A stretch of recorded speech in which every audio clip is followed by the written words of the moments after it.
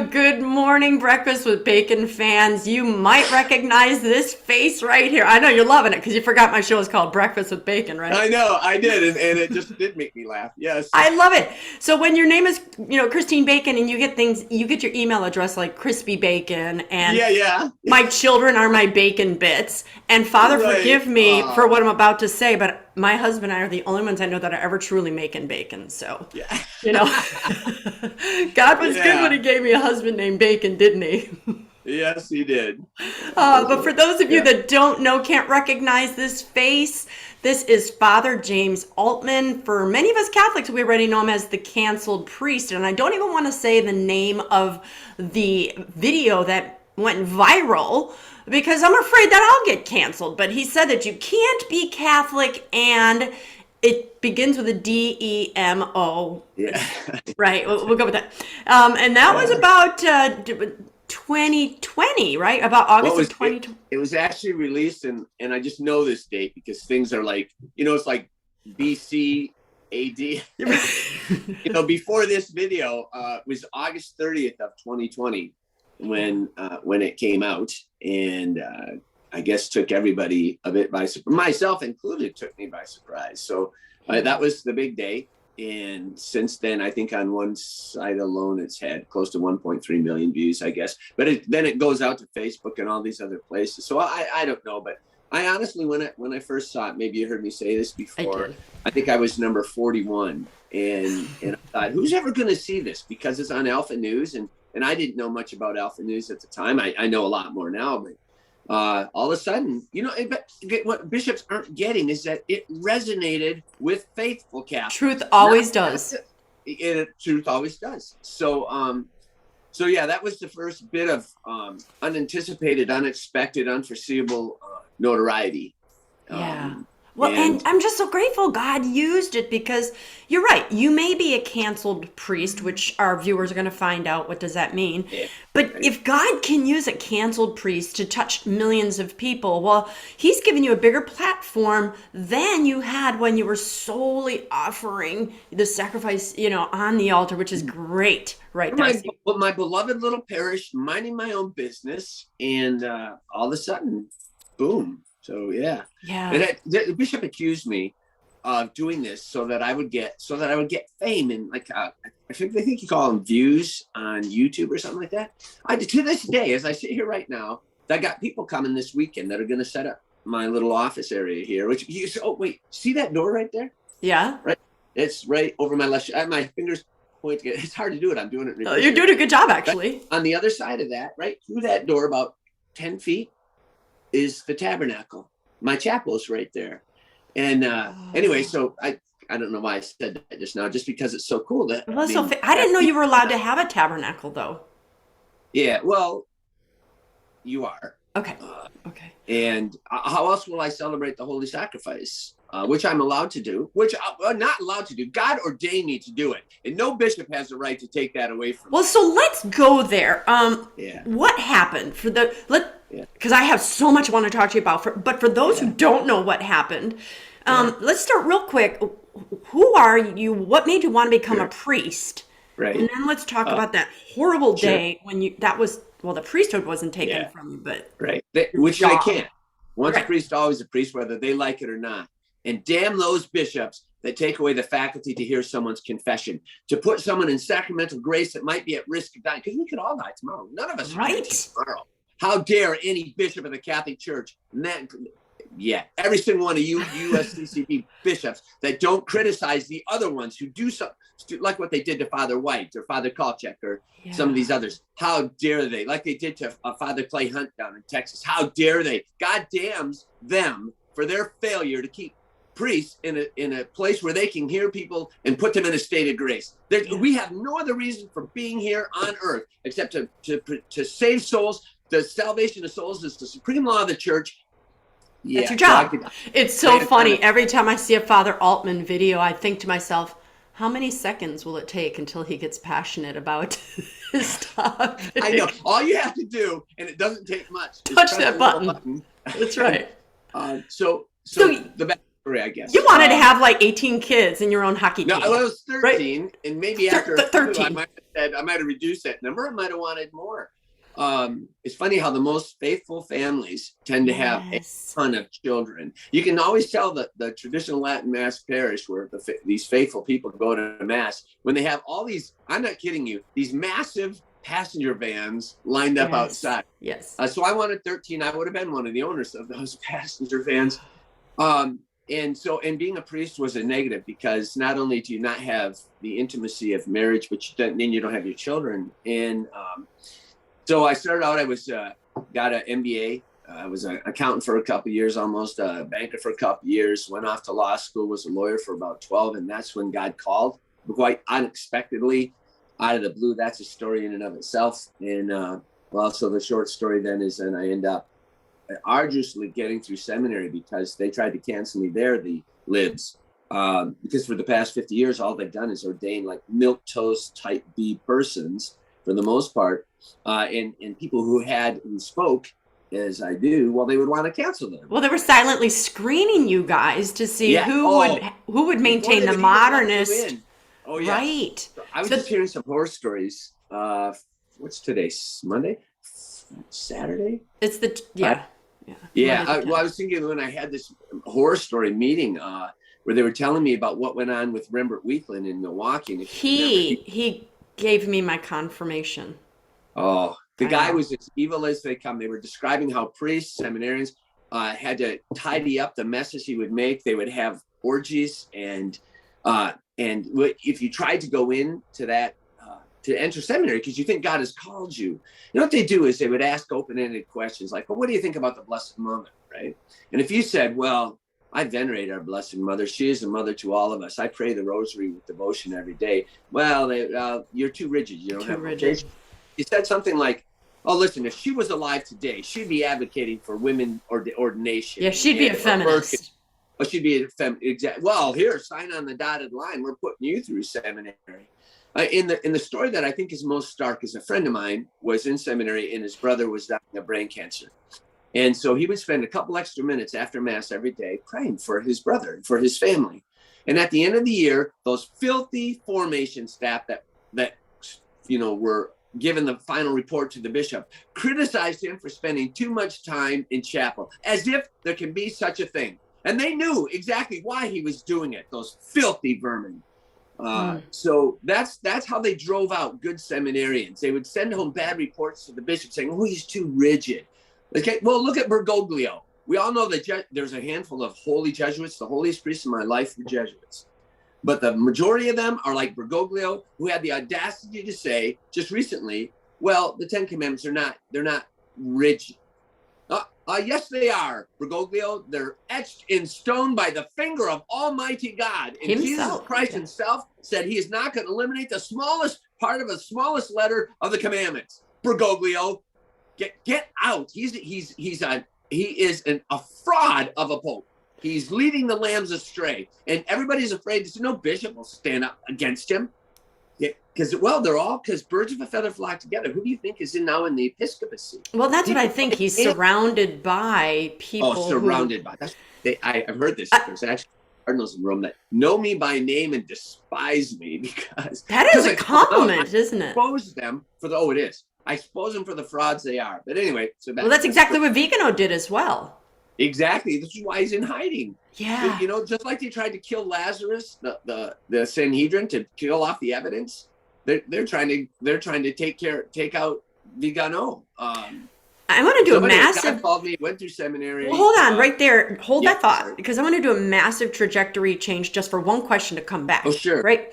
Is we are not, I know that the Catholic Church does not require us to listen to private revelation. And I know that they have not approved many of them, like Medjugorje, for instance. But, our mother speaking to some of the people there are saying, do not talk about my priests and my bishops. Correct them privately, pray for them, but I will take care of it, or that's a bad sin. So that's, many of us are struggling with that, going, okay, so my priest in confession said I can say something like, the Pope has said heretical things, but I, Christine Bacon, the layperson, cannot call him a heretic, for instance. So Right. just kind of with what you're What's doing. what's the difference? If you can say he said Well, I heretical teach things marriage and calling classes, him a and so there's a heretic. difference in saying what you said. You said something hurtful instead of saying you're a hurtful person. So it's kind of like instead of making the person, it's the Right. action. So we're at least Yeah. able to say choose a Right. different action. You Yeah. know, so that's my thought on it. It's like, okay, that was Yeah. a heretical thing, but to be Yeah. a verified heretic, that I think is left to God and people who have more authority than me. So what would us laity kind of answer Right. that for us? Because I don't want to go to hell, but I love what like Michael Voris is doing. For instance, he Yeah. exposes a lot of this, and Yes, he does. yeah. So I mean, what is your answer to that? And then we'll go back to Sure. your Right. story. I rely upon such things as, for instance, the great Archbishop Fulton J. Sheen, who said that, it's don't. He specifically said, laity, don't rely on the priests or the bishops, because you no, you have to now take over. You have to lead the charge. You have to do your work, because the priests and the bishops will fail you. He said that 70 years ago.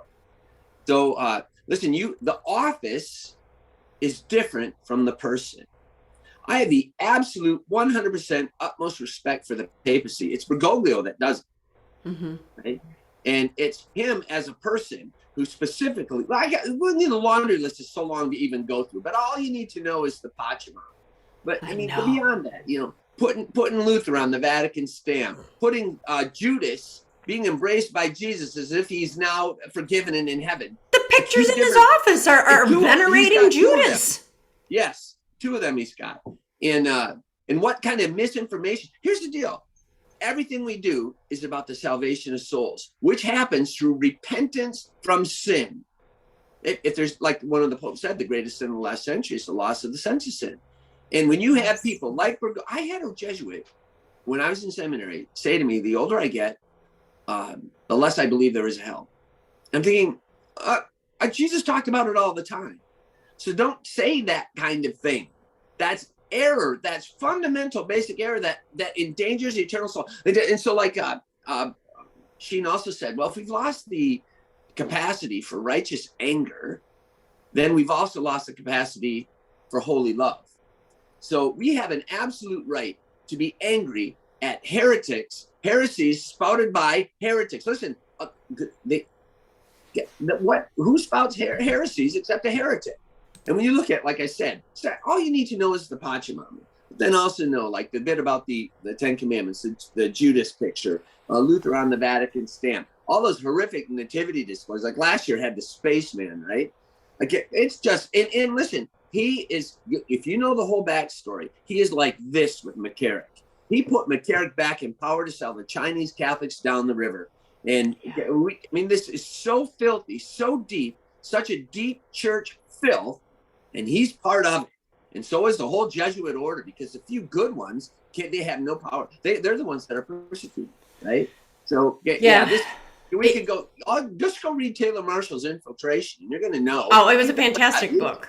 Yeah. But God gave us a brain. He expects us to use it. And you'd have to be brain comatose to not recognize the fraud that is being promulgated throughout the camp. Listen, just yesterday, they booed Supich down in Chicago, right? I saw that. He is a complete loser. That guy is the diabolical stuff that he allows to take place in his diocese is like absolutely. I mean, that Flagler alone. I knew Flagler was doing heretical things way back when I was in seminary in 2005. It was horrific, and we faithful seminarians knew it.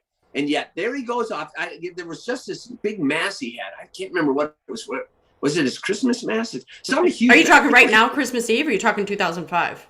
No, like just right now. It was the midnight masses there. Yeah, it was a joke. It looked like a black mass. Yes, and yet there's Blaze Supich. Blaze, get your head out from where the sun don't shine.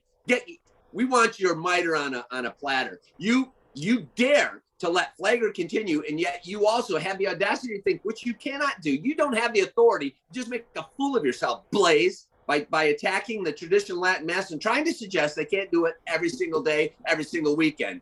or on the big feast days. Sorry, Blaze, every priest in Chicago should stand up to you and say, get out. We have lost confidence in your ability to lead. Blaze is a heretic, and he is an evil man, and he's, get out. It is so Blaze. hard to look at, it is so hard to make any kind of rational sense saying, how can anyone, even not in the Catholic Church, look, Right. and I have, praise God for COVID, I started attending a Latin church because they had a lot of events. They right?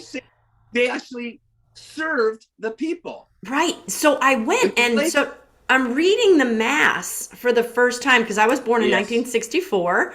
And so I went to a Catholic school, and I remembered when I took communion on the hands for the first time, I was kind of like, whoa. Right. But I grew up in that, so it was fine, great. Right. And so now I go back and I'm reading in the 1962 Missal, right, the English right alongside the Latin and the explanations of everything, going, why did they take this out? Why did they take this out? Why did they take this out? Because the evil people, the exorcisms were taken. Yeah, right. Yeah. Everything. This has all been told to us in advance. We've got no excuse for not knowing better. And when you look at what Vatican II actually said and what the abominable people did afterward to the sacred liturgy, which Jesus himself did not change, since Almighty God commanded it way back in the Exodus, and that you read Exodus 25-31, and you know how we're supposed to worship God. And so when you and there is not a bishop alive in the United States that doesn't know the stunt that Bernardine, who himself was, I mean, I've heard so much evidence of what a satanic black mass. Yeah, and the horrible things he did, and the trick he pulled to try to get communion in the hand instituted in the U.S., which you do not have an automatic right to, right? There's an indult, because the ordinary means is kneeling and on the tongue. And the tricks and stunts he pulled, the fraudulent election he pulled, what bishop in the United States, you each and every one of you will answer to Almighty God for your not correcting that foul abomination of communion in the hand, and that's what it is. Yeah, but just to be clear, because my husband and I had this conversation, the Lord did, bind on earth, bound in heaven, loose on earth, loosed in heaven, because it was loosed on earth, and we are allowed to receive communion in the hands. For those of us receiving communion on the hands, because that's our option, because I've heard other people argue, that's not a sin for us. Right. Right. Okay, good. I needed to hear you say that. Not a sin. Watch. We prefer it to be on the tongue. Yeah, silence is complicity, and our cooperation with evil is complicity. We know for a fact that the Protestants started 500 years ago. Their playbook was put communion in the hand, and people will quit believing it's the real presence of Almighty God. Right? Now, think about this. It just occurred to me maybe two months ago, maybe 3. I was meditating on this, and all of a sudden I realized, when we go to church, hopefully we've showered up, cleaned up, we used 50 different types of soaps you can use to wash your hands, be very sanitary. But when the Protestants instituted this 500 years ago with the express intent of destroying belief in the real presence, think of the agrarian economy that existed back then and how there was no such thing as running water. My own parents grew up without running water. And imagine the hands of the people that worked with animals and farming.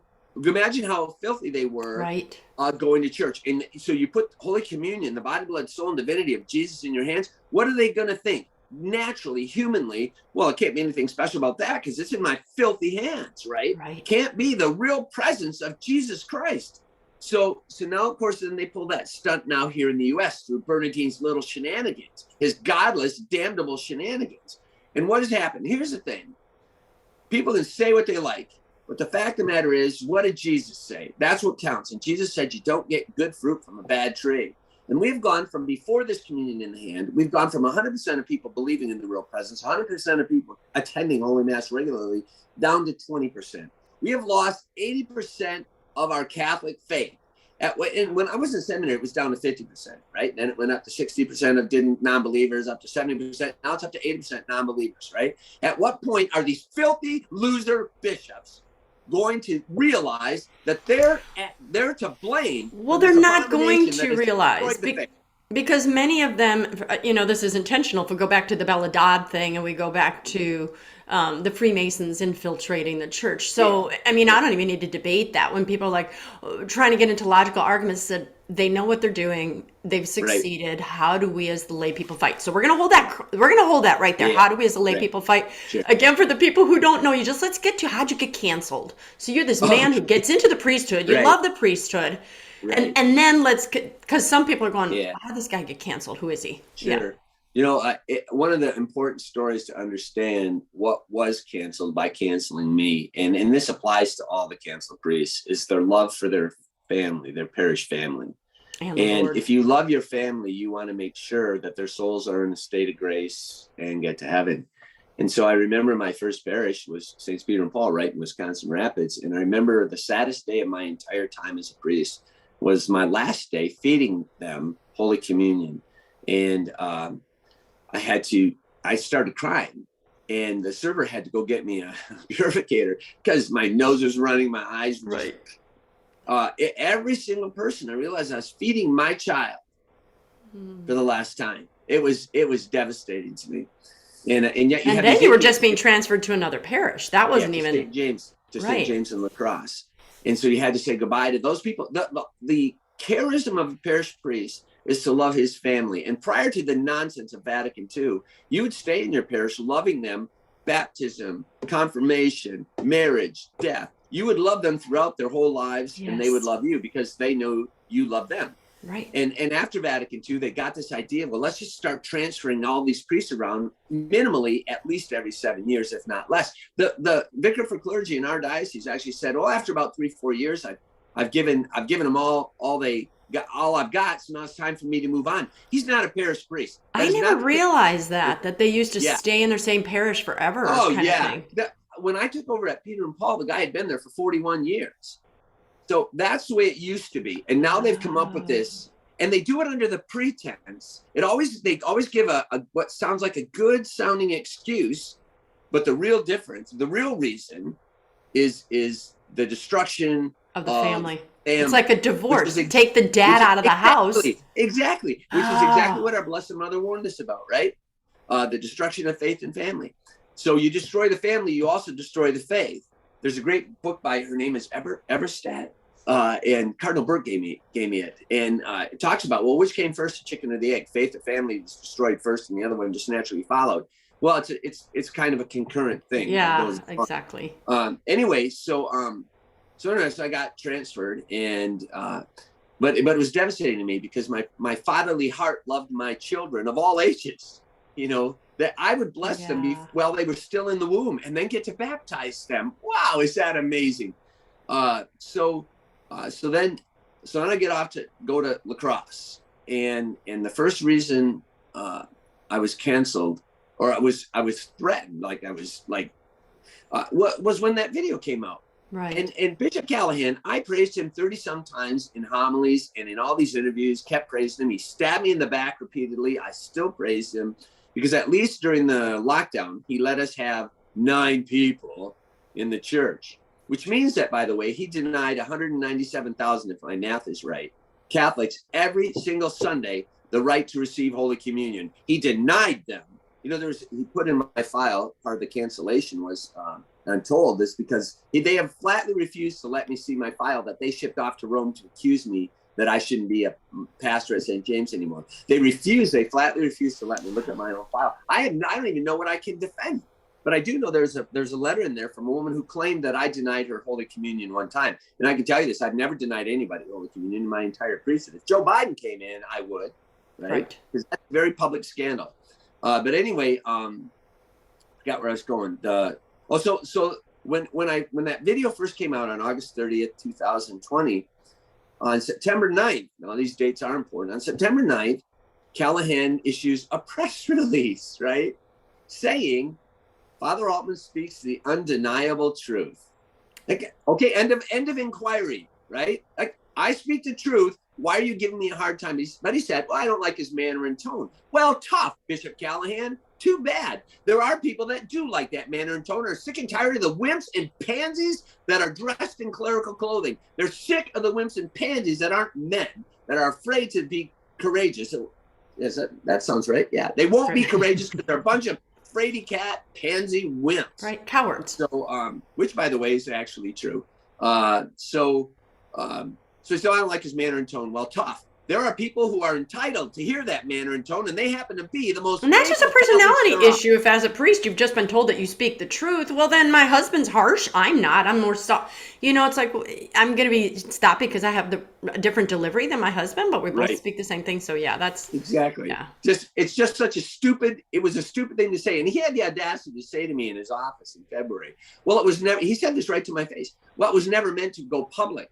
Don't give me. You lied to my face. That's the reason you make it a press release, so it goes public. And it was on the diocesan website for 57 days. I kept complaining, and they wouldn't take it down. I thought, you loser, but I still praised him because he let at least 9 people, including myself, at least show up in church. Whereas so many of the loser bishops, like Blaise Supich and so many others, absolutely locked the churches. That loser Cardinal Tobin out in Newark, same loser, same bad guy. That guy down in San Diego. I could go on. Anyway, so then it settled down a little bit for a while. And then along comes that one thing we're not allowed to say because you get canceled. Right. You know that, that's untried, untested, rushed to market, a complete experiment. So I said to the people, your body is the temple of the Holy Spirit. That is Catholic dogma, right? That is Christian dogma. We know our bodies are the temple of the Holy Spirit, and we don't play games with, we don't experiment with our bodies.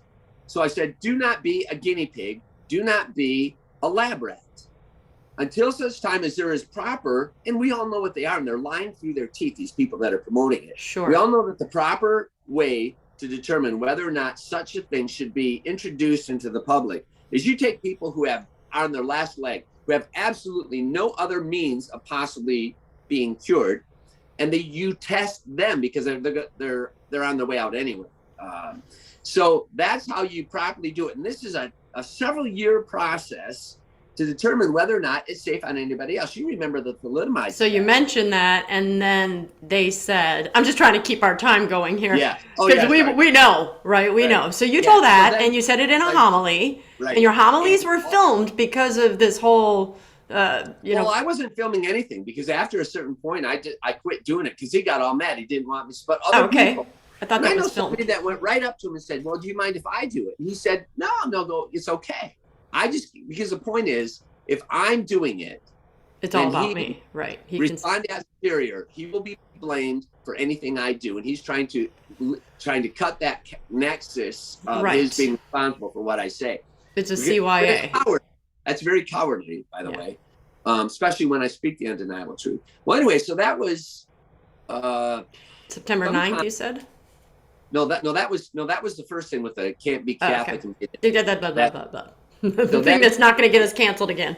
Right. Yeah. Oh, I didn't know they canceled you just for saying that. Oh, well, I don't know, because now you and I know that we no longer have a free speech in this country. Right. So we have to speak in code. So all of you watching, just know that I have had shows canceled because, misinformation. And misinformation. So watch and know that if you're looking at my face, everything has to be measured.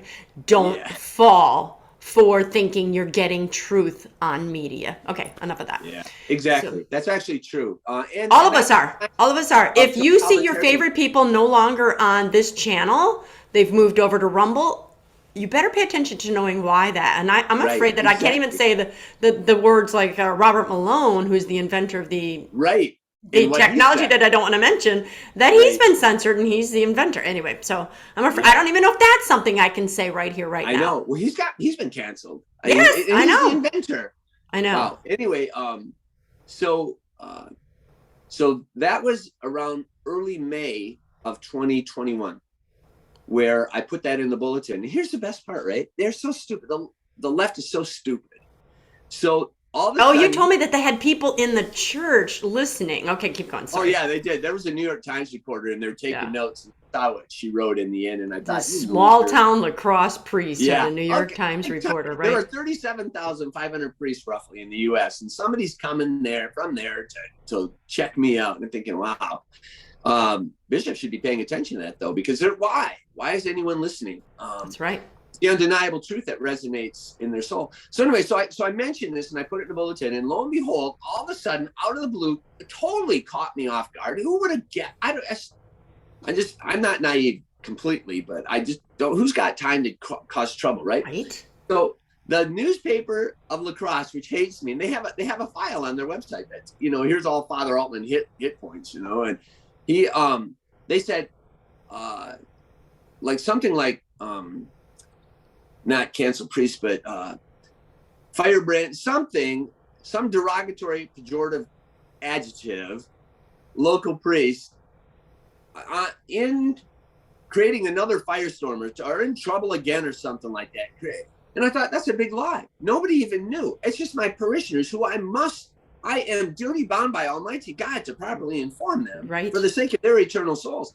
But what they did was then of course, AP, it spreads throughout the world instantaneously. I was looking at Madison, which is like one of the most, if not the most liberal city in the state of Wisconsin. And their local newspaper had a photocopy of my bulletin, which talked about don't be a guinea pig, right? And I thought, well, thank you very much. For spreading the word. That's right. Gotten that message across to the world if I were even trying. I could never have done that, but for the fact that you have now spread the message. They're so stupid, they don't even know what they're doing. My goodness. Well, anyway, so then on Pentecost that day of Pentecost 2020, I announced to the people that I think Thursday, via something that the bishop had somehow conveyed to me, he was asking me to resign. So that Pentecost Sunday, not even on the Saturday Vigil Mass, that Pentecost Sunday, I told the people, Bishop has asked me to resign. That's a request. It's not being disobedient to say right. no to a request. And that I had no intention of resigning. But it was all because I said, don't be a guinea pig, right? Which is the truth. And that's right. Everybody who has been a guinea pig now or is a lab rat, when the consequences come, I hope they don't, but I'm fairly confident they will, because you hear about all the truth and the true stories that are being. I'm so concerned for the people that are going to. Rachel's children are weeping. This is what we're waiting for. Right, Rachel's children are weeping, and let the listener understand. We are going to have a lot of Rachel's weeping soon. Oh, a lot of Rachel's weeping. Yes. So that day I'd had the day before I had 3 masses, confessions for 2.5 hours. It was a 14-hour day. And then that was Saturday. Then Sunday, I'd had the 3 masses in a row. And then I went out to Monsignor Hunt's 60th ordination anniversary. He's the priest that formed me. First 3 years I was a seminary and I was in his rectory. And so I got back, and that was another like a 12-hour day. And I said to my dad, I've got to lay down and take a nap. I'm exhausted. I'm old. And my health is horrible. What are you, about 62, 63? 63 now. Yeah. And I had the heart attack, and I have Lyme's disease and Bartonella. You had a heart attack? Yeah. When I was like 60, 61, somewhere in there. Okay. I didn't know that. So anyway, so I laid down, and then my dad came up and he said, Father, that's what he calls me. There are people outside praying. So I thought, oh no. So I got up, I put on black jeans, I had a white polo. So it looked pretty black and white, very peacefully. I got criticized for this, by the way. After like 26 hours of work in 2 days, and I'm trying to take a nap, I get out of bed, and I got criticized that I didn't look like it, and I wasn't in my clerical shirt. Anyway, I went up on the roof. I was going out, I was just going to thank them. And all of a sudden, something said, go up on the roof and bless them. So you crawl up this ladder, and there's this lid that flies up like this, and you walk across a flat roof to the edge. And I have vertigo. I couldn't get too close to the edge. Right. And, that'd have been the end of me. And I gave them a blessing. And as I'm doing this, you can see one of the pictures, I'm raising my hands like I do, like Moses did back 3,400 years ago. At that very moment, people started snapping pictures, because there was a rainbow over my head. And a mourning dove flying over my head, just rainbow mourning dove. And then afterward, I received this picture, and I said, well, Lord Almighty God, thank you, because you just affirmed for me, just like Jesus coming up out of the water for baptism. Well, this is my son. I'm pleased with what he's doing. So that's all I needed to know. That it's not because I'm so special. It's because when people listen to me, it's not because no, because if you're speaking God's word, they listen. That's on God. Yeah. Exactly. I don't know if you've heard me say this before, but it's happened so many times I couldn't count. I'll meet somebody in person at one of these places where they ask me to come and speak to them and affirm them in the truths of the faith, and they'll say, "Oh, you're much taller in person," or you look much thinner in person, or I've heard this several times. "Oh, you look much better in person." I'm thinking, "Oh, how do I I'm take that one? short, fat, and ugly on the TV." But anyway, why was I saying that? Because I was making it's just a joke funny. about it. Yeah. Anyway, so you're meeting somebody randomly after that blessing, telling the truth, maybe. Can't remember. Yeah, I've lost it now. Well, Okay, anyway, well, so basically the bishop came and said no more speaking then because of...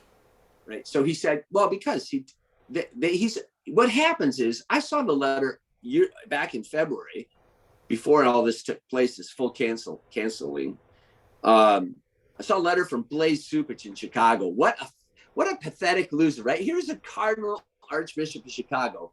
The citizens of Illinois invited me down to speak at their little conference, and because of COVID was raging and the big fear-demic was going full bore, they could only have 50 people in this massive room, and then 50 people on floor number 2 floors below. I was on floor number 4, so 100 people were in attendance, right? And very faithful Catholics. What a glorious bunch of people, men and women. There was a baby there, and Blaise Supich wrote it on his letterhead, a letter to Bishop Callahan, which was in my file, saying, and this is almost virtually the quote, "I'm greatly disturbed that Father Altman came to Chicago without getting my permission first. And you, Bishop Callahan, should be greatly disturbed too." So that's the pressure that these filthy vipers from hell put on poor Bishop Callahan. Yeah. Because, hey, you better get that Altman under control or you're next, right? Yeah. And or we'll get you under control. It's like mafia. So it's like, it's this deep state, this deep church is so filthy and vile. So Blaise Supich, bring it on. I am ready for you. I am not afraid of you, you pathetic loser. But in the meanwhile, you're not allowed to give sacraments to anybody, and that must rip you up because. Oh, listen. If I hadn't said it before, hear it first. God damns Blaise Supich for denying access to sacramental grace to the Archdiocese of Chicago. There's 1.2 million Catholics. Are you familiar with Maria Sima? No. Oh my God! So I read this book. Maria Sima was again this private revelation, right? But she would receive souls. She lived in, where did she live? Austria. Anyway, okay. The souls from purgatory used to visit her, and she was able to tell what was a soul from purgatory because all of a sudden she'd be like picking potatoes, and they were there, and then after she'd ask the question, they'd be gone.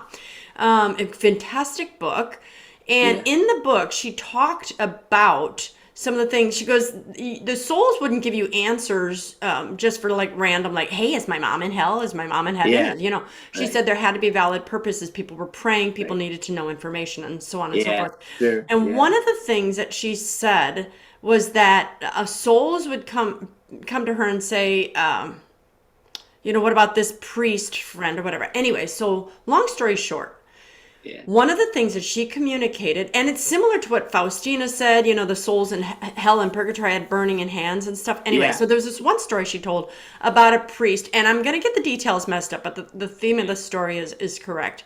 Is that, for instance, this priest told this young girl she was going to daily mass, and she would go twice, and she'd receive Eucharist twice and whatever. And he said to her, oh, you don't need to go twice. You just go once. You're fine. You don't have to blah, blah, blah.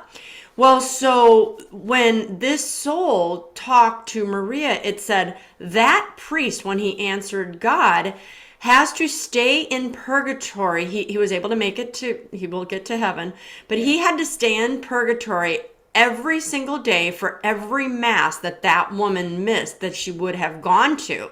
So when you talk about these 197,000 communions that weren't given out, that is a day in purgatory. Yeah, that one person, the Lord is going to look at that priest and say, you're going to take the sin of that person on. They could have gone and received the Eucharist. You will have to suffer for not allowing that person to have. Right. And for so I am terrified for our priests and bishops. And it's like, oh, you're just, you're cool, you're bishop. But it's like, when you really think of the gravity of being a priest of God and then being a bishop of God, or the Pope, incomprehensible. It's like the entire world is looking at you. Every sin that was multiplied based on something you did or you said, that is a high culpability. So even for you as a lowly priest, everything you say on the pulpit is going to have such higher gravity. To whom much is given, much will be expected, because your hands have been consecrated than if I had committed a similar sin. Which is why, by the way, you shouldn't be receiving Holy Communion in the hand, and which is why there should never be such a thing as the institution of extraordinary ministers, which has destroyed belief in the real presence. It has. So, and these modernists. My own daughters were raised by me. I put them in Catholic school. Love the Lord. I believe absolutely in And my older daughter was like, I'm not really sure if I believe in that transubstantiation thing. And I'm like, what did I pay for your Catholic education? Oh my gosh. Exactly. Now, how do you not? Bishop Dean, again, you have to keep going back to him. He said 70 years ago, listen, if you want to destroy the faith of your children, send them to a Catholic school. I know. There you go.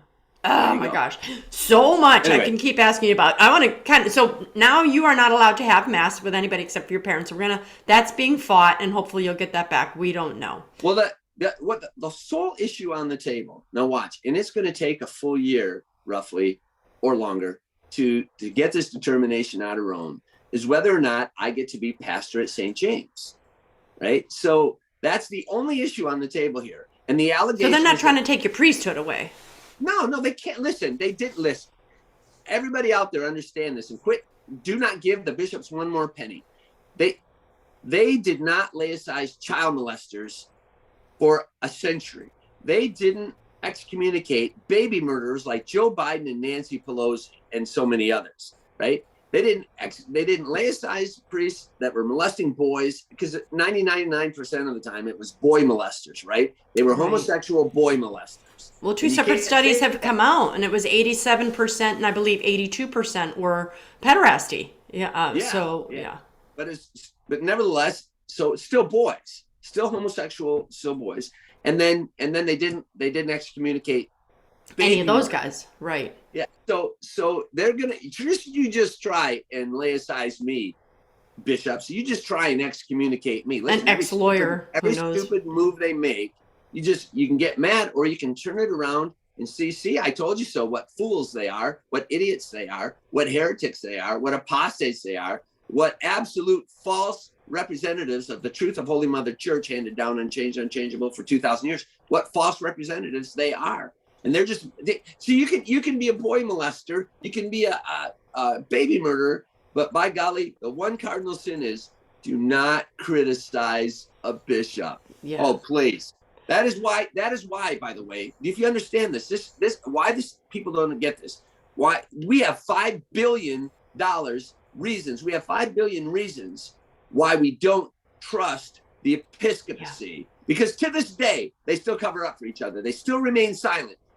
Have you heard one bishop come forward, apart from Vigano, apart from Bishop Schneider, apart from Cardinal Burke, have you heard them come forth and say, McCarrick was an utter disgrace to us and to all of you. And we won't. And furthermore, when Bergoglio rehabilitated him and put him back in power, that was a disgrace on the behalf of Bergoglio, who's been his best friend for all these years, right? And he'll have you to heard answer one for bishop that. say one thing, and yet all the Catholics are looking around saying, well, and so it's going to take a year just for me not to be a pastor, right? That's the sole issue on the table at St. James, not a pastor anywhere else, just at St. James, because allegedly I'm divisive. Never mind that my flock grew and grew and grew. The donations grew and grew. And now ever since they abandoned the people out of fear, that how many people don't even bother coming back to mass anymore? They made it irrelevant. They made confession irrelevant, non-essential. But watch, it took them in less than a year's time, or roughly a year's time, they laicized a cardinal of the Catholic Church, Theodore McCarrick, without so much as a trial. Why? Because in a trial where you can, like with all the dirt has to come out. All the dirt has to come out. You have a calling of witnesses to find out who knew what and when. You have a production of documents where you see that they knew, like for instance, Donald Wuerl, who succeeded McCarrick, apparently there's emails from him from 2004 where they knew what McCarrick was up to. And now I think he still gets, what is it, $1 million or $2 million? He gets a lot. I think those of us who are in the know, Father, I think we're all, it's so many, which is so sad that there's so many Catholics, the ones that don't really, the Catholics who aren't, there are too many Catholics that if you say the name McCarrick to, they're like, well, who's that? And I'm like, how are you not following what's going on? Well, but the bishops and the priests aren't talking about it. Right. And the bishops today aren't criticizing Donald Wuerl in Washington, Archdiocese of Washington, D.C., that's giving them $1 million or $2 million a year in a stipend. So let's I'm going to take this conversation in a whole new direction. Okay, sure. Because we've just established all this. Oh, I am fine. So all this being said, and you're going to know this connection, but for our viewers, how does this connect to the Russian error? Oh, exactly. Well, okay, so what is the Russian error? Right. See, and most people don't even understand that. Our Blessed Mother warned us about it. Don't you think we should figure out what it is? In 1917. In 1917, she warned us about it at Fatima. The Russian error is this destruction of faith and family. So the Russians, their error initially were, how do you destroy the family? You get mom out of the house. Well, you can't have mom in the house if there's a bunch of babies. So they started saying a woman's value is found in what she produces at work, not at being a good mother or raising beautiful children. No, it's what she does at work. So right away, you get kids, the parents out of the house, and then what kids are there suddenly get stuck in public schools, government schools of indoctrination. Like Lenin said, give me a kid for 4 years and I got him for life. That's right. Now, and then they said, well, in order to get the woman out of the house, she can't be having so many babies. So they essentially stuff down their throats artificial contraception. Listen, it's not contraception. It's artificial contraception, which means it's not from God. Period. Right. If it's not from God, it's from evil man. And then they also came up with daycare, which again gets kids out of the house even sooner, even before school age. Divide them from their families and the values at home and teach them new values in the school. Exactly. So everything mommy and daddy said is not necessarily right. These are the true values, which now during this craziness, we've seen teachers afraid because what they tell their kids in class, now they have to do it over a camera. And you see teachers going, oh, you better be careful in case parents are watching. It's like, excuse me? Staggering, isn't it? Right. Look at that one woman out in Virginia. She's some head of some sort of school district. Says, you parents, you don't. We're the experts. Let the experts decide what should. You parents have no right. I mean, I'm in Virginia. I'm so glad we got rid of this guy that was running for governor, saying parents shouldn't get involved in what the teachers. I know. What? How dare they? This is the Russian error in its fulfillment. Because the Russian error said that at the end. If the Pope didn't consecrate Russia to her Immaculate Heart, Russia would spread its errors. The children asked, what is it called? She said communism. The Pope didn't consecrate, at least not in 1960 like he was supposed to. It has been said that it has been done, but it was done late. But irrelevant, it has spread. It already is spread. Yeah. And it is here, and we're seeing the outcomes of that in our loss of the sacraments and our loss of the faith. Right. And so a lot of people are talking about, end times, the rise of the Antichrist. What do you say? Do you think the Antichrist is near? I'll answer that directly and specifically. Pope Leo XIII had his vision on October 13th, 1884.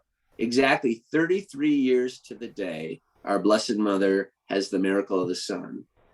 You remember in Pope Leo's vision, the devil had said, I need 100 years and a lot more power.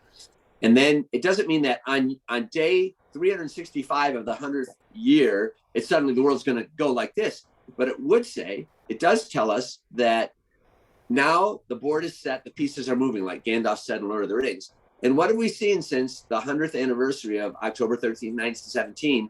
But suddenly now we have the global pandemic, fear-demic, over something that is mostly survivable. Yeah. If you're under the age of 70, and you're not like 1,000 pounds overweight, you're going to survive it. And kids under the age of 30, young people under the age of 30, it's like almost a 0%. Which we won't even talk about it because everybody, you got an opinion on it already, and we know. Right. Yeah. Right. Otherwise, we'd just be spreading misinformation. Exactly. Right? Don't want the truth. Isn't that funny? What did George Orwell say in 1984? That the truth become a lie and lie become the truth? Yep. Well, anyway, so I think that's in the Bible too. Good will be seen as evil. Evil will be seen as good. Exactly. Right. So then, but here's the thing. If I had nothing else to rely upon, in 1978, Cardinal Wojtyła, who became Pope JP2, appeared in, I think it was in Philadelphia. It was in Pennsylvania. I think it was Philadelphia, to the National Conference of the Knights of Columbus. And he said specifically You need to he said, I don't think most Catholics and most Christians understand what is now happening right here, right now. It is now in the end times, not something that's happening, 40, 50 years in the future, 200 years in the future, an unforeseeable future. It's happening now. It is now the final battle, the gospel against the anti-gospel, the church against the anti-church, the Christ against the antichrist. It's happening right here, right now, and there will be martyrs. That's what he said in 1978. So which of us doesn't understand? Who doesn't understand the truth of what he said? And aren't we seeing it in its absolute fruition and fulfillment in what we see going on this day? And there will be martyrs. We're seeing them already. You'll be white martyrs. You're losing your job because you won't comply with a communist mandate. And how many people are burning the incense, right? How many people are going to church? I mean, jail. How many people are going to jail because they're not? I mean, you look at already in Canada, you look at Australia, and these are developed nations. This isn't like some redneck England, kind Ireland, there are precious few places left where you can still be. But people watching this may not know, because if they're only watching the mainstream media, Fox they is aren't pretty good about telling the truth. The other ones are absolutely liars. They're filthy communist liars. And these people that are on the TV are just echoing what the... Well, and I'm not even a fan of Fox anymore at this point, because if they should be showing what's happening in Australia on their news stream, and they're not. They should be showing what's happening in Canada, they're not. So they've lost my respect as well. So I mean, the antichristic period, I think, is upon us. And when we're told the last battle will be between marriage and the family, and the family is shredded at this point. There's nothing left. How much more evidence do we need? What do we need? Yeah. What do we need? At what point do you finally wake up and say, and the problem is, it's going to be too little too late when you do. So the comment, right, you had written me in our text messages, fill your arcs. And I was like, fill your lamps, right? So what does that mean? Viewers, what does that mean? Build your ark. Build your ark. So you can build your temple ark simply by being prudent. And we have prudence. Remember when Joseph got his dreams? And they knew there was Joseph in Egypt gets these dreams. Yeah. And he says, we got to store up for 7 years because there's going to be a 7-year famine. That's just build the ark, Noah, because, bad things are happening. We have the signs of the times, as Jesus told us, to recognize them. So be prudent in your building of your temporal ark so that you can survive, so that you can be a witness of faith, a beacon of light to the world. But also, more importantly, build your spiritual arcs, because you better be in a state of grace when it all hits the fan. And it's happening now. We don't have to wait for it to hit the fan. It's already happening. And there have been Marian apparitions lately, and of course the church hasn't approved them yet. Not that I think that they will at this point, because I'm not sure, are the good people. But saying that, I just lost where I was going with this. Just coming out and saying that this period is upon us, right there. Yeah. Oh, and that the famine is coming. And it won't be because there's no food. It'll be because the food is available, but it is being hidden and locked up from us. So there are many of us that are, storing food, starting to get things. And I just heard that there's a name for people like us called preppers. And I was like, what? Oh, yeah. I know. And they use it as a very pejorative comment. They absolutely do. But it's like, you know what? What's the big deal? I have some extra cans of tuna and chicken and some rice here. If somebody needs it, I got food. Just in case. If I'm wrong, what's the big deal? Here's what's going to happen. So they don't want anybody prepping. And this is why. Because there's a book out there. It's called 9 Meals to Anarchy. After 3 days of the store shelves being empty, there will be this incredible civil war, and there will be blood running in the streets, because people will instantaneously turn on each other. Look what they're doing now with immunity. What do they call them when all the cars line up and they bust into all these places and they go in and steal and bash and... Yeah, I forgot what this. And now the DA out in is it DC? Is it in Baltimore? No, it's in New York. Is not going to prosecute violent crimes or all these other crimes, and he's trying to give excuses for it. Listen, the electricity goes off, and that's reason enough for people to go looting, burning, rioting, shooting. I don't know that. Here's how you can understand it very simply. For an atom bomb to blow up, there has to be a critical mass and there has to be a catalyst.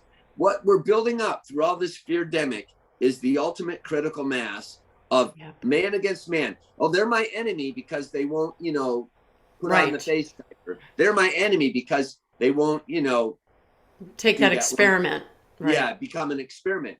And in fact, what they're doing now, they're driving out of the military, the health department, and through the police, anybody who won't be a lemming, anyone who won't be a lab rat. And they're already saying, like, this is quoting Biden on national TV, this is a pandemic of the unvaccinated, which is an absolute lie intended to have the majority of people look at those other people that don't as the enemy, as evil, that should be in these concentration camps that they have built. Remember, we've always heard about the FEMA camps. Well, what are they there for? For the people that Joe Biden just ripped. You remember when Rwanda took place? I didn't know this.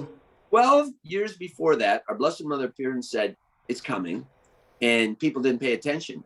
But when they did, when all it took is the Critical Masters building, one day was the catalyst, and that's when the president's plane was shot down. And within the next 90 days, 1 million people were macheted to death. 1 million. Yeah, wasn't it Our Lady of, not Our Lady of Rwanda, it was Our Lady of Cabejo? Was that Cabejo? No.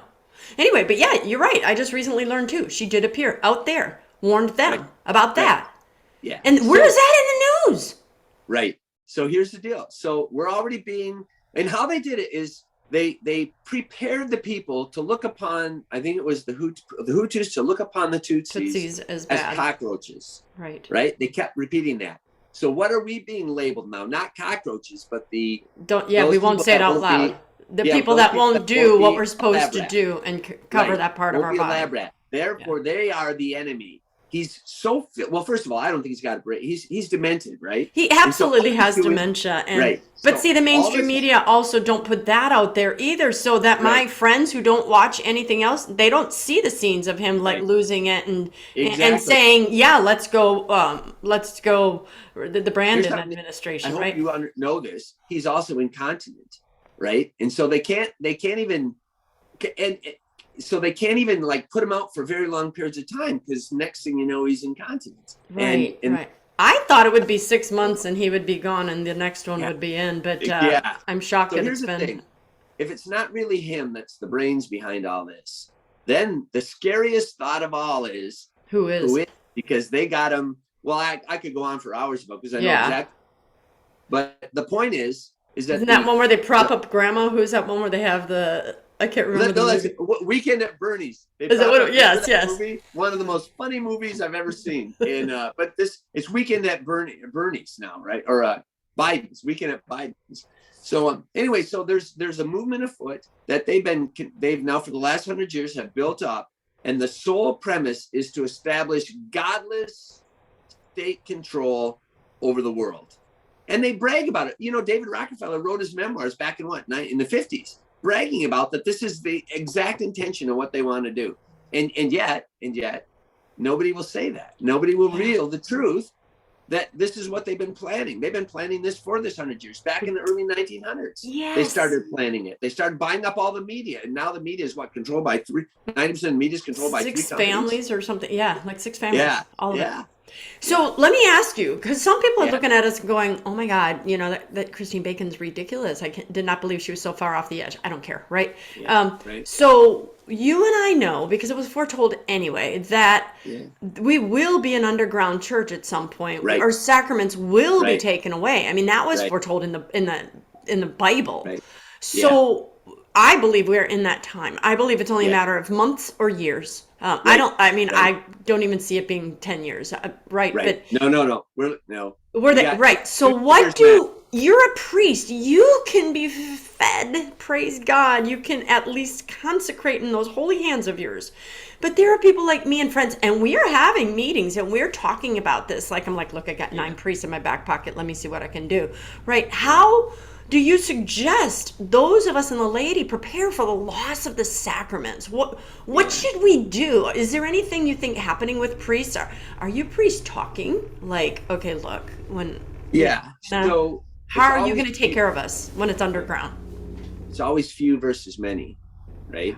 So that includes the priesthood and the episcopacy.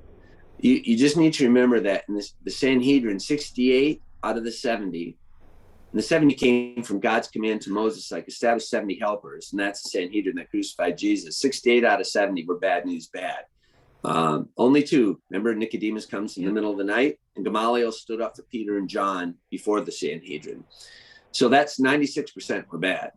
So, and nowadays, 200, you saw what happened in Baltimore. 200 out of the 208 bishops flatly refused to condemn the politicians who promoted abortion. Right. Right. So that's 95%, I think, if the math is right. A little over 95%. So you see that the numbers don't change. And so that applies to the priesthood as well, but certainly to the hierarchy, the episcopacy. So what do you do then when all hell does break loose finally, when the catalyst finally happens and it goes boom? Right. And we're in hiding, and right. we can't do Sunday Mass. Right. So I can't tell you the number of places where people have said, listen, if you need a place to hide, the thing is, do you remember what happened in Mexico when they outlawed the church? Is that the Viva Cristo Rey? Yeah. Yeah. They did the same thing at the start of this fear-demic. They essentially outlawed church. You could go. This is what people say. Well, when is it okay to close the church? They closed it during during the Spanish flu, but not certainly to the extent that they did recently.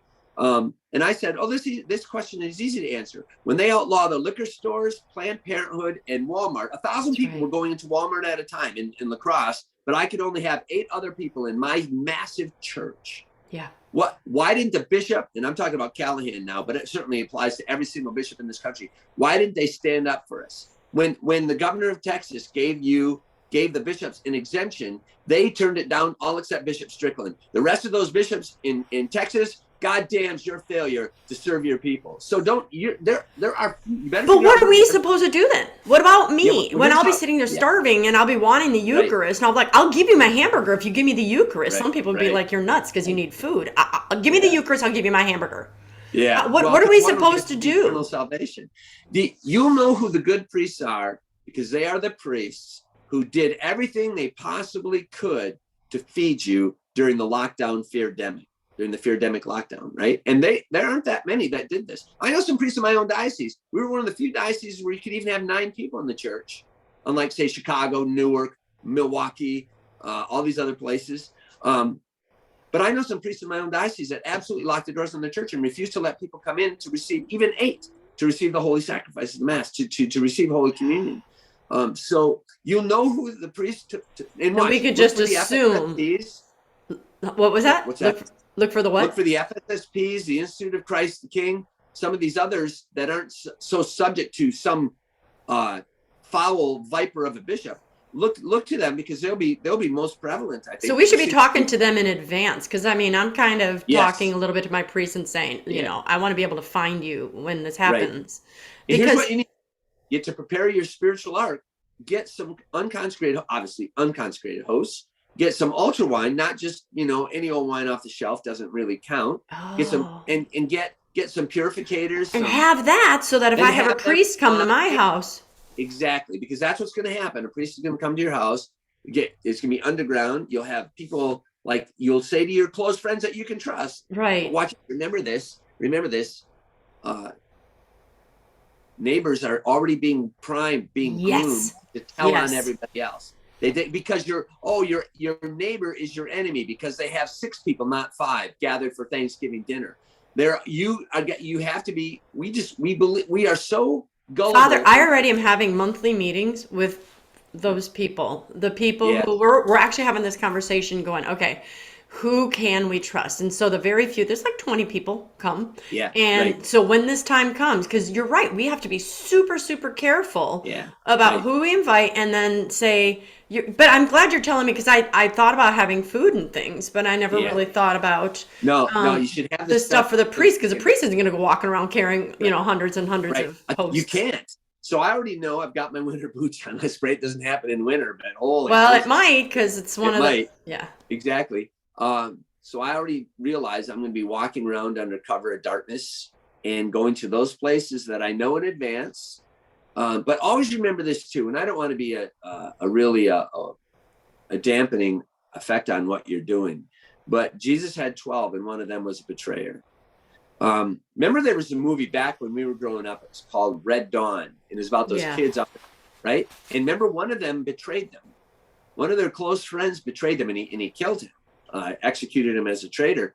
But just be very, very careful. And even people that when the chips are down, people will still become a lab rat because they're afraid of their income. I've already had people. They're like, well, I'm afraid that they won't let me travel to my son's wedding, so I had to do what they were telling me to do. Exactly. You know, I've already had 3 of those things, and now they're telling me to have another, and I'm like, you can go do what you got to do, but it's never going to end. You know, we have to speak without judgment, too, because people are doing their best. They didn't know, or they do know, and, you know, but it's like, I think, and I tell the Lord, never, never, never, never let me get arrogant. Never let me think, okay, I see it, why don't they see it? My kind of conversations with God are, you let me see it sooner than someone else. Help me never to judge that person who does not yet see. Right. But there's, in the concept in the law, it's called willful ignorance or culpable ignorance. And here's an example of how stupid it is. And this is how bad it is even in the priesthood. When I was in seminary, a big topic when we were talking about confession, the big topic was if somebody comes in and doesn't know what they're doing is a sin, should you tell them or leave them in ignorance? Because if you don't tell them, then they don't know it's not a sin, and then therefore they're not culpable.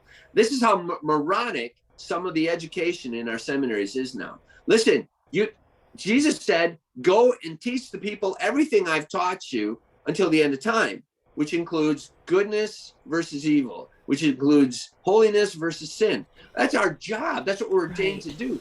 So now when you realize how few are the few, and some great saints have talked about how few are the few, and realize this, when you stand before, watch, Jesus talked about the final judgment, right? Sheep and goats. And what did the goats say? We didn't know. We didn't know it was you. That's right? So Jesus, what did Jesus do then? He said, oh yeah, you're right. Come on up to heaven too. That's not what Jesus did. And we're all afraid to do this. We're all afraid to think this because it just seems like, because we have a better idea. You can't be judgmental, right? Exactly, which is a big lie that has been stuffed down our throats. We absolutely must judge right from wrong, and we must always judge actions. We do not judge people. Right, we don't know those are bad actions. But the fact of the matter is that there is willful ignorance. People will know the statistics from every player in the NFL, but they won't know the first thing about their faith. So, they'll watch oodles and hours of TV a day, but they won't spend any time in quiet prayer. So there is culpability because we're given a choice. What did Jesus say? He said, people are going to choose hell.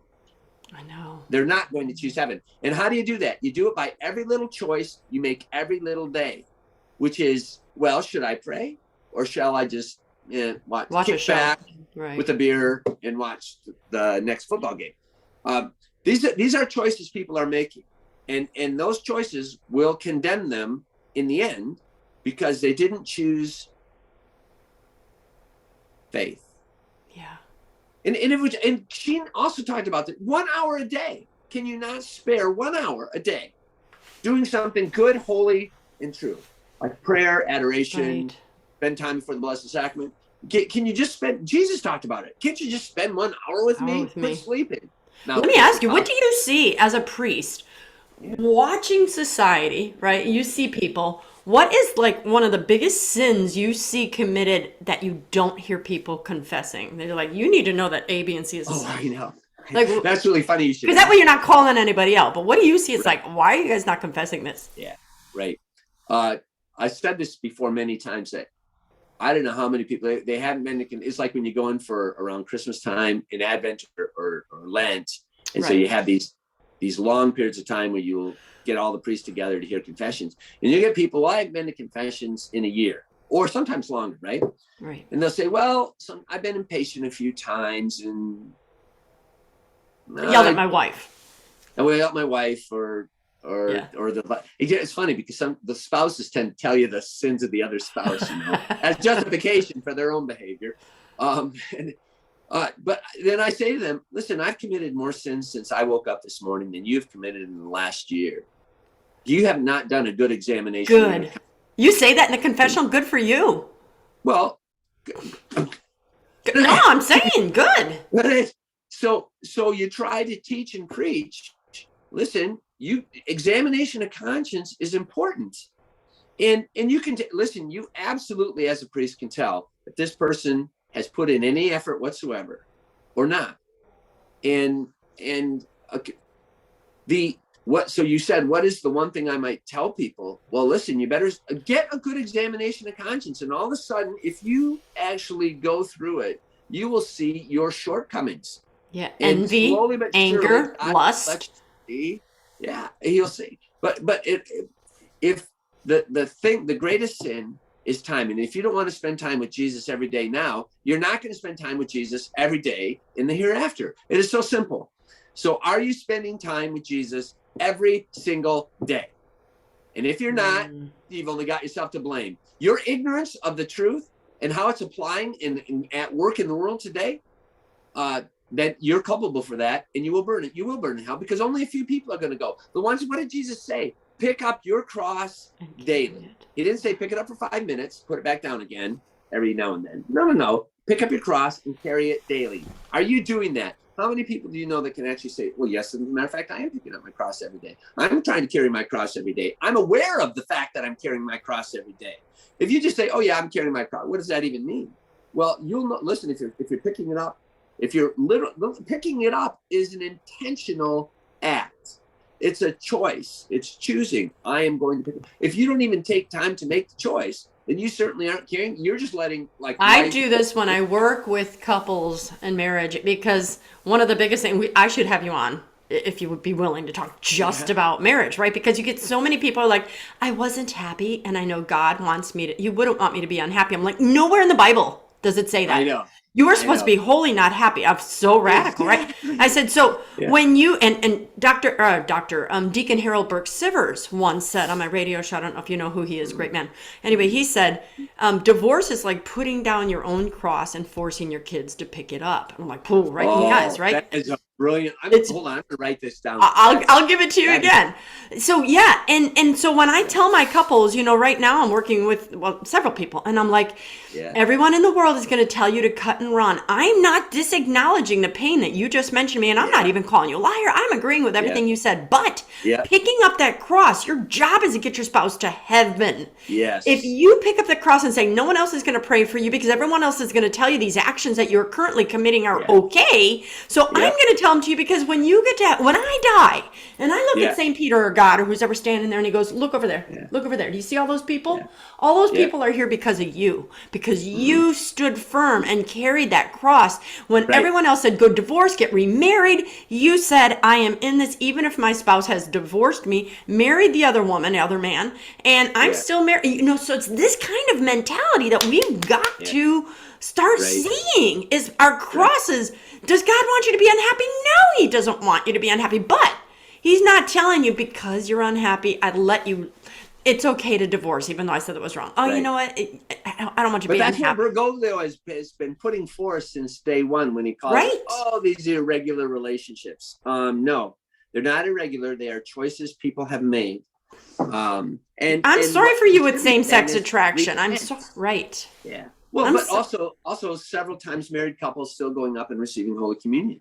No, that's not what's supposed to happen. And I know bishops have said to priests, you shall not speak of abortion from the pulpit, because somebody out there might have had an abortion and will feel badly. And that's exactly what you should do. We can't speak about any sin then, because you know what? We're all sinners. And so if I say anything, I'm going to make somebody feel bad. Yeah. So, we're not being told the truth, and the shepherds of the church are not insisting upon it. Of all the people that should be, the episcopacy should be, and they're not. In fact, they're actually misleading us, and they're persecuting the priests that do. So, like Fulton Sheen and like a couple bishops have said, not bishop, I don't know who. I've just heard a couple people say this, maybe priests. We can't count on our leaders to lead us, and the laity are going to have to be the ones to fight all this corruption and give us some marching. I mean, I could talk to you for hours, but I know probably your time is. So what should the laity watching this show be thinking? Because the things that are coming to mind for me are like courage, You just mentioned suffering, but I'm always a proactive, what can we do Right. actions Yeah. to stave So off what's about to happen. this is actually a fun question to answer. You're welcome. When I when I was confirmed, we were thought of, now you're going to be an adult A Christian soldier. soldier, Yeah. right? And which means then that you actually have to fight. But every single soldier goes through boot camp. And and everybody complains about the drill instructor until the real bullets start flying. Yes. And then they say, thank God my drill for that drill instructor. Yeah. So that's the job of the priest, to be the drill instructor, and your job is to go through boot camp, and your job is to go through boot camp every day of your life. There's never rest period, because the battle rages every single day, and we all have to do our part in the fight. So how do you do that? How do you go through boot camp? Well, we talked about this a minute ago. You make the choice every day to train.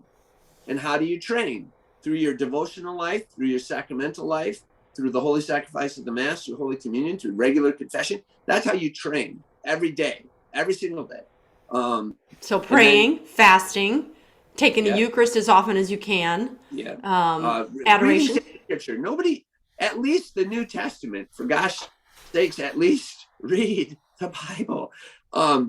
There are Father Mike Schmidt's Bible in a year right now is fantastic. It was number one last year. I don't know what it is right now, but everybody I know that was listening last year is listening again this year. You know? So read sacred scripture. Also read some of the great saints. And I'll tell you a couple of my favorite writers that like, for instance, Peter Kraft, who is he's quite old now. I actually drove over to Rochester to hear him speak, and he has and people always ask me about this too, because suffering is the one thing where people just lose faith in God, because they say, if God loves it, God wouldn't have to suffer. Never mind. Look at the crucifix. He let his own son suffer. Who do you think you are? But there's this making sense out of suffering. That's the title of the book. I've given away dozens and dozens and dozens of copies. I just told somebody today. What is it called? I'm going to get my own copy. It's called Making Sense Out of Suffering. Got it. And Peter Kraft is accessible to the simplest minds. I get. So I'm a blonde. I could read it. There you go. But I mean, it means I've read it I don't know how many times. It is so simple, and it just leads you through, and in a very easy, very quick, all of a sudden by the end of it, you suddenly make sense out of suffering. And you no longer blame God for not loving you. He loved his son. This is my beloved son in whom I'm well pleased. And now he's about to get crucified. So you go to boot camp, which is experiencing life. Listen, what did Jesus say? And this should be an eye opener for every single person. He said, the world hates me, and it's going to hate you too. If the world hates me, it's going to hate you too. So if we're not being hated by the world, then we're not doing something right. That should be the wake-up call to every single Christian who dares to call himself a Christian. Are you hated by the world? I take joy in the fact that the bishops hate me, and I get joy in the fact that so many liberal left-wing communists hate me, because that means I'm doing my job. Yes. If I hadn't spoken up and spoken the truth, the undeniable truth, you wouldn't even know my name. You'd have to answer to God, though. That's the thing, is you have to answer to God. You can either answer to your bishops here. You can either answer to or you can look God in the face and say, so you're afraid of what people thought of you? And you didn't mention such and such? I don't want to look at God and say, I was afraid that they would laugh at me. I don't want to do that. I used to be that.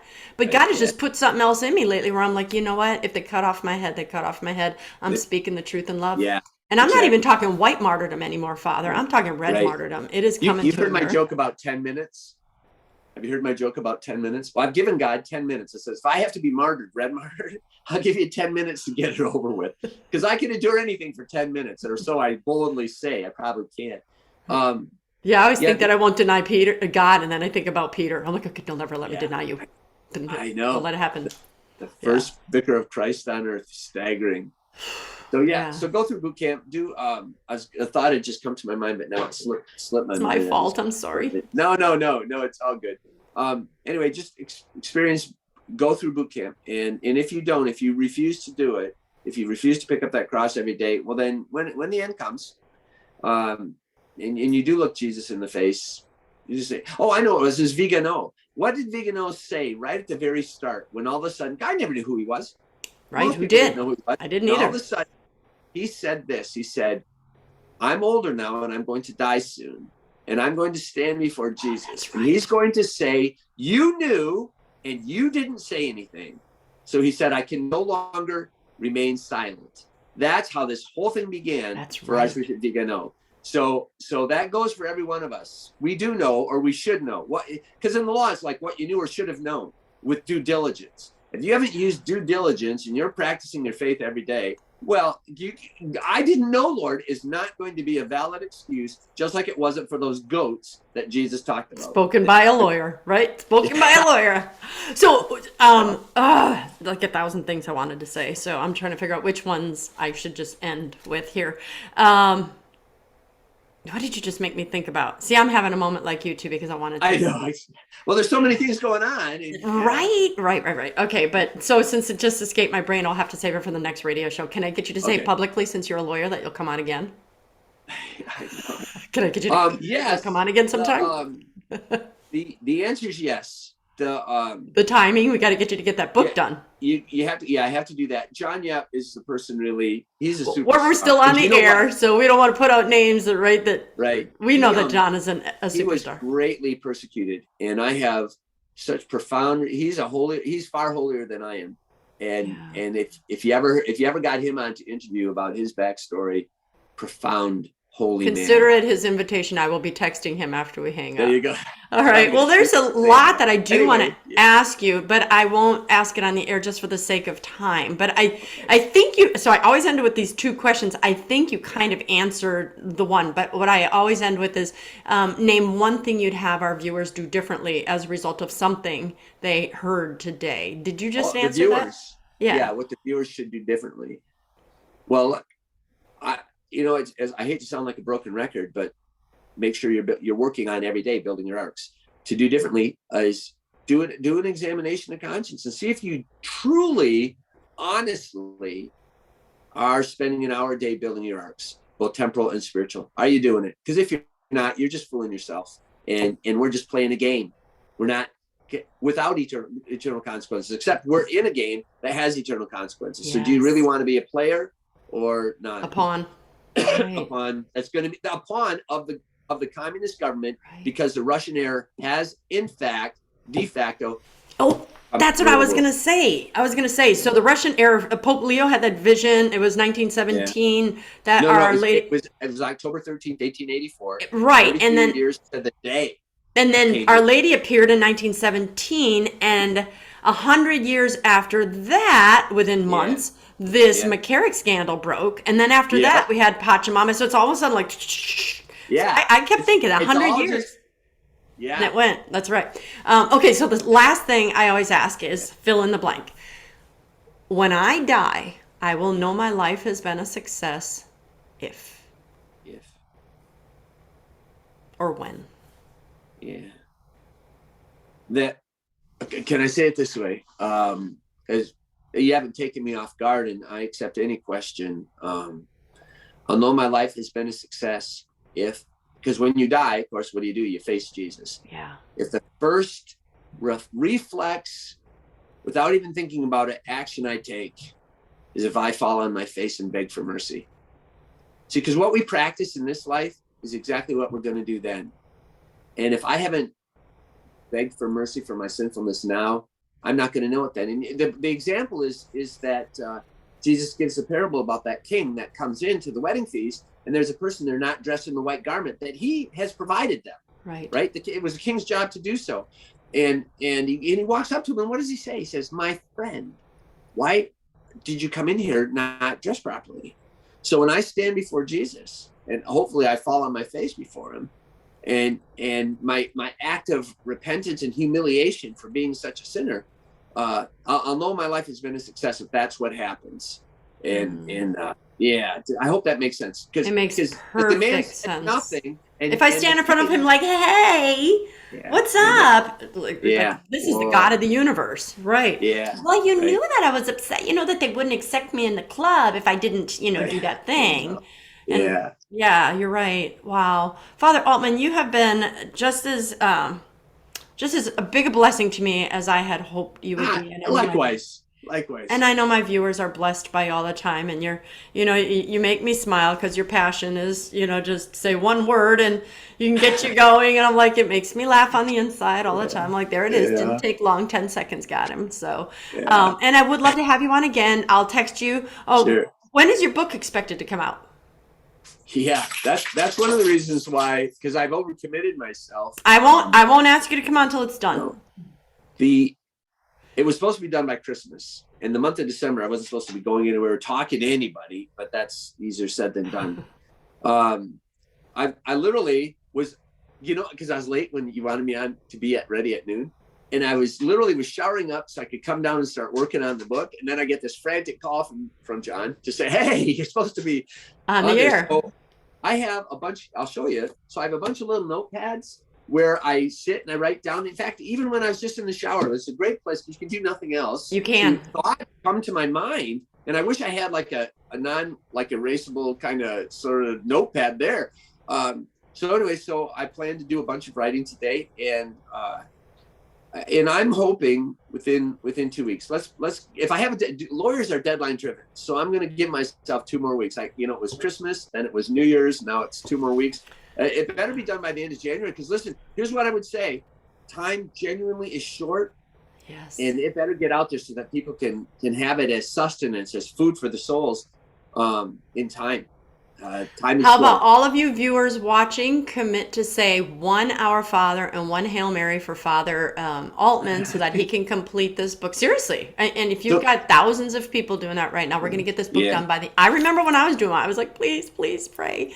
Let's get this done. So we're going to do this. And I don't want to delay you anymore. I just want to, get you to go write that book. And then hopefully I can, suck you back in after you've gotten it. Right. Okay. That sounds good. I look forward to it. Thank you. Sounds good. Now, I did forget to tell you how I end my shows, though, and so I'm going to have to do it on my own. But let me give you a cue. The words are sunny side up. Okay, so hold on. So each one of you watching has been a blessing to me and to Father Altman both. I share this show, share it with your friends, share it with your family. Go like us on all the social media, and please go start looking for us in Rumble and the alternative sources, because I know that they're watching these sources, and it's not going to be here forever. Please go ahead and sign up for my newsletter, because when I'm no longer found on this channel, and I'm not naming the channel because I don't want that to be censored, you will always be able to find my shows on my website, breakfastwithbacon.com. That's breakfastwithbacon.com, one word. Please go do that. The Lord has blessed me with amazing guests, and I know that all of them have messages that it's their job to get them out. So go listen to them, share them with your friends and family. Okay, all that being said, I am Dr. Christine Bacon. You've been watching Breakfast with Bacon, and I'd like to remind you always to live your life. Can you do it, Father? Sunny side up. Sunny side up. Okay, I kept waiting for this sunny side up to come up. Yes, there it is, sunny side up.